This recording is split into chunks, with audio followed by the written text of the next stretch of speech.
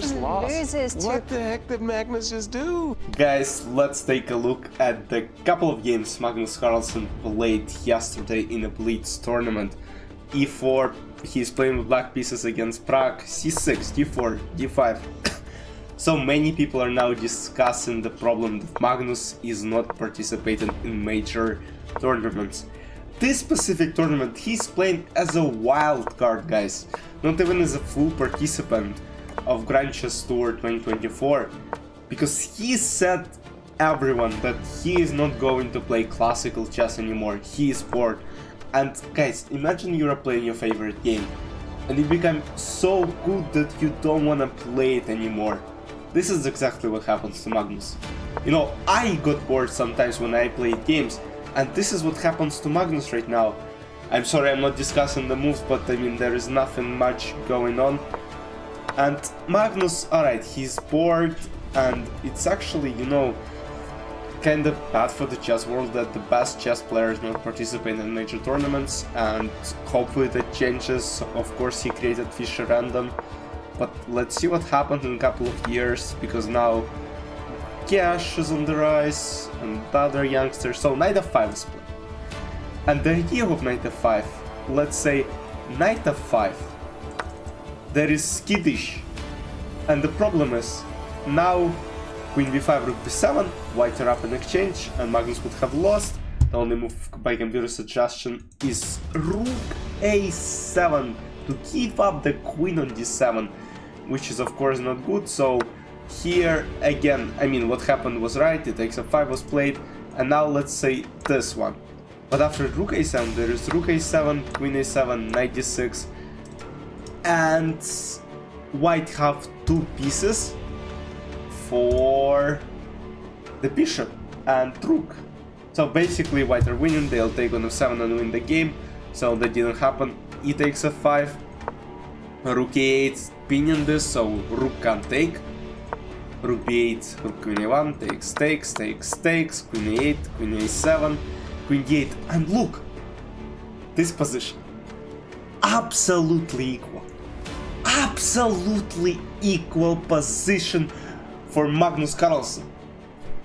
And what happens next is something absolutely insane. Alright, this is all good, knight g3, and at some point, you know, knight f3, so kind of pushing this f5 pawn and pressing d5, b6. So Magnus has, you know, a couple of weaknesses around the board, but it's not actually that easy to, you know, gain advantage here with the white pieces, and especially against such players like Magnus Carlsen.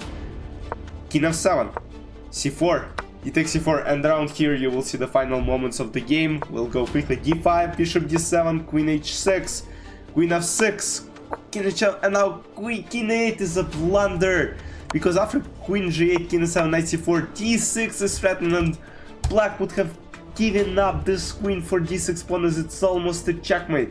Bishop b5 is played, d6, king d7, knight b6, king d6, queen d5, and now look, the pieces is being taken. King c7, queen b5, queen b6, queen f5, and now it's a winning queen endgame for white pieces. Queen f4, king f6, king g2, g4, king g3, king h4, and now look, Magnus is trying to keep those checks. Queen f5, king f7, king h5, and now king is trying to hide basically behind the pawn and behind the queen, g5.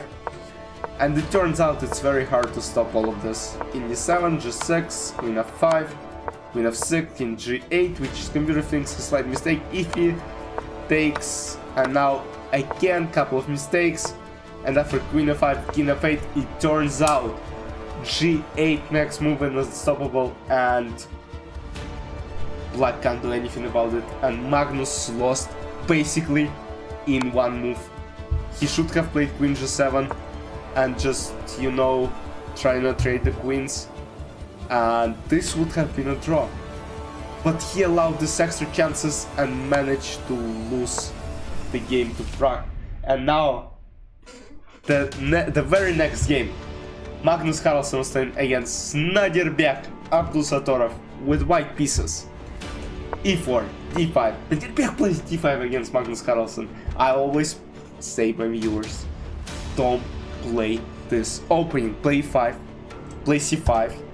You can even play 66, but please, no d5, no knight f6.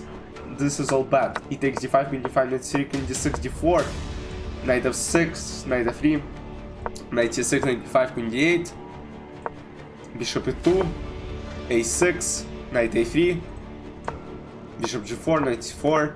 So Magnus playing with white pieces against Scandinavian defense. It's not a solid opening, not at all. So Magnus gains, little advantage right from the beginning, but at this point it doesn't seem like, a huge edge. And already, Nodirbek managed to find himself in a favorable position, because look now, knight is active, this knight blocks this pawn here, and potentially, b3 to protect c4, but b3 will be like forever weakness, so b3 is actually a horrible move. Rook e1, c5, bishop f1, rook d8, and very good position for white pieces, for black pieces here. I can't say that Nodirbek is any worse. By playing Scandinavian defense, rook d4, queen d4, knight b3, fork, look. But again, it turns out queen f4, attacking this, and now with knight a1, queen a8, rook b8, rook d1, knight c5, queen c4, queen b6, b3, h6, rook c1, rook c8, queen d4, pinning this kind of, and also at some point knight a4, but of course not right now, because this, h4, knight e7, knight e5, knight f5, and Magnus is losing, and he is down almost a minute, guys. And here, after knight g3, Nodirbek is winning, because after, let's say, f takes g3, there is knight e4, and look, all the pieces are coming towards this king. Let's say this. There is rook c4, and basically black are winning due to this discovered check, and they're up material, so rook c7. And now rook c7 is a blunder, because after queen b5, it turns out, let's say, queen can't take, because a takes b5, and now this pawn is so powerful that it just moves.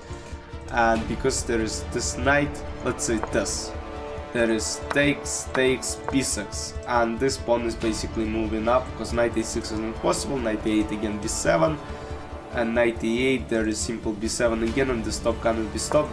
Knight d6, b takes c7, let's say king f8 is played or something, there is bishop a6, c8, and basically Magnus would play with up two pieces. Queen d6 responds by Nodirbek, queen e8, king a7, knight f7, and look, he is now winning, h5. At this point, computer says it's +5 position for Magnus Carlsen, completely winning, guys. g6, takes, king g6, knight f5, king f6, rook e1, and the next couple of moves will shock you. Knight g4, you will see what's happening on the board. Queen e6, knight g3, knight e5, knight f1, and here Magnus plays queen g6, king f8, and now he could have taken this knight with a check. And guys, this proves even Magnus Carlsen is a normal human. He doesn't see that he can take this knight with a check. He couldn't see it. Queen f6, king g8, queen g6, and rook g7. So in original position, this king was on g7. Magnus wanted to repeat moves, to get more time. But it turns out here, this king is on g8, and there is rook, which can block this. And Magnus blundered his queen and lost the game. Fortunately for Magnus, he managed to kind of strike back, and he won against Vincent Keimer in round 14, Gukesh Damaraj round 16, Anish Giri in round 17, and Arjun Rigasi in number 18 round. He won 4, drew another 2, and of course before those 2 games he won against Kirill Shevchenko. So this is the standings after the first Blitz day. As you're watching this video, they're already playing the second one. So Wei Yi is the leader, and he's 1.5 point. Oh wait, I can't do my maths. 2.5, guys. 2.5 points. That's actually very hard to outplay. Magnus of course will try, but he needs to win all the games right now. And of course, only those two guys are fighting for the first place. I don't think Prag will win. And Gukish is not having a successful tournament so far. He's last. So let's see what happens today. You know, exciting chess awaits. I'll see you tomorrow in the recap with final results. Bye bye.